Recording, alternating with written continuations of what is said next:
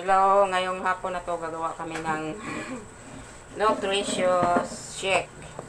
Very healthy.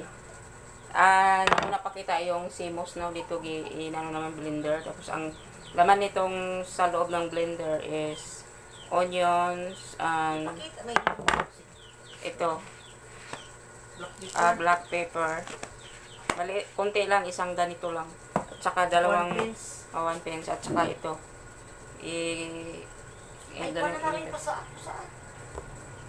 Ganituhin natin para madaling madurog. Ay.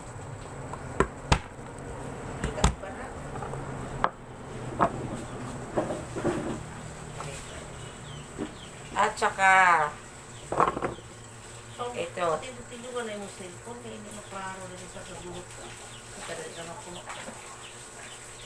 Pipino.